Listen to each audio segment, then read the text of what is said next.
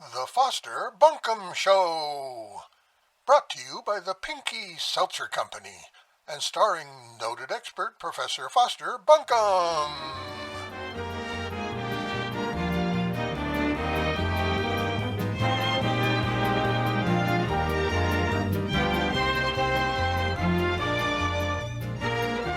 Are you feeling miserable and upset?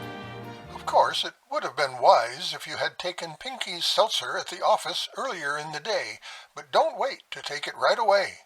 Those thousands of sparkling bubbles give speed to Pinky's relief-giving qualities. Just drop a Pinky's into a glass of water and enjoy the refreshing taste of relief. So remember, for headache relief, it's Pinky's Seltzer. Available on a display near the soda fountain of your favorite drugstore. Try some today. I see that the professor may have had a long night as he's drinking some Pinky's Seltzer right now, but he's signaling that he's refreshed and ready to start the show. So here he is, Professor Foster Bunkham.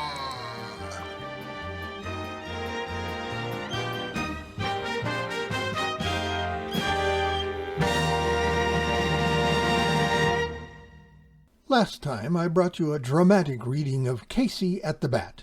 Oh, poor Casey. Well, today I present the rebuttal to that poem written by Henry Grantline Rice in 1906. This poem is entitled Casey's Revenge. Casey's Revenge by Grantline Rice. There were saddened hearts in Mudville for a week or even more. There were muttered oaths and curses. Every fan in town was sore.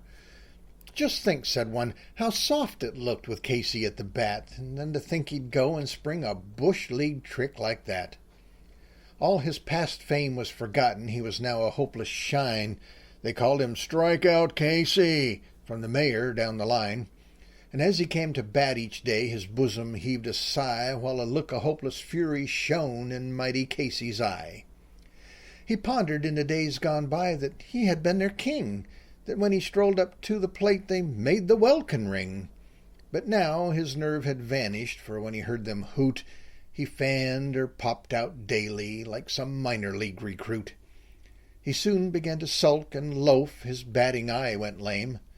No home runs on the scorecard now were chalked against his name. The fans, without exception, gave the manager no peace, for one and all kept clamoring for Casey's quick release. The Mudville squad began to slump. The team was in the air. Their playing went from bad to worse. Nobody seemed to care. "Back to the woods with Casey," was the cry from Rooter's Row. "Get someone who can hit the ball and let that big dub go." The lane is long, someone has said, that never turns again, and fate, though fickle, often gives another chance to men. And Casey smiled. His rugged face no longer wore a frown. The pitcher who had started all the trouble came to town. All Mudville had assembled. 10,000 fans had come to see the twirler who had put big Casey on the bum. And when he stepped into the box, the multitude went wild. He doffed his cap in proud disdain, but Casey only smiled. "Play ball!" the umpire's voice rang out, and then the game began. But in that throng of thousands there was not a single fan who thought that Mudville had a chance, and with the setting sun their hopes sank low. The rival team was leading 4-1. The last half of the ninth came round, and with no change in the score. But when the first man up hit safe, the crowd began to roar. The din increased. The echo of 10,000 shouts was heard, when the pitcher hit the second and gave 4 balls to the third. 3 men on base, nobody out. 3 runs to tie the game. A triple meant the highest niche in Mudville's Hall of Fame. But here the rally ended, and the gloom was deep as night, when the 4th one fouled to catcher, and the 5th flew out to right. A dismal groan in chorus came. A scowl was on each face when Casey walked up, bat in hand, and slowly took his place. His bloodshot eyes in fury gleamed. His teeth were clenched in hate. He gave his cap a vicious hook and pounded on the plate. But fame is fleeting as the wind, and glory fades away. There were no wild and woolly cheers, no glad acclaim this day.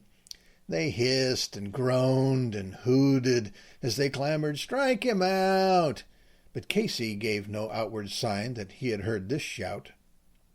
The pitcher smiled and cut one loose. Across the plate it sped.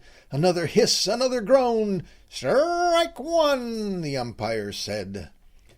Zip! Like a shot, the second curve broke just below the knee. "Strike two," the umpire roared aloud, but Casey made no plea. No roasting for the umpire now. His was an easy lot. But here the pitcher whirled again. Was that a rifle shot?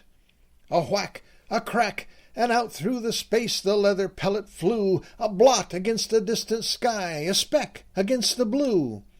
Above the fence in center field in rapid whirling flight the sphere sailed on. The blot grew dim and then was lost to sight. 10,000 hats were thrown in air, 10,000 threw a fit, but no one ever found the ball that mighty Casey hit.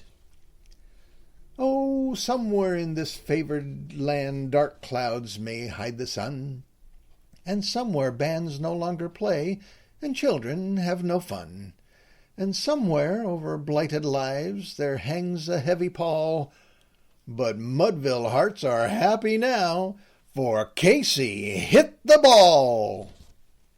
Tune in again next time for more of the Foster Bunkham Show.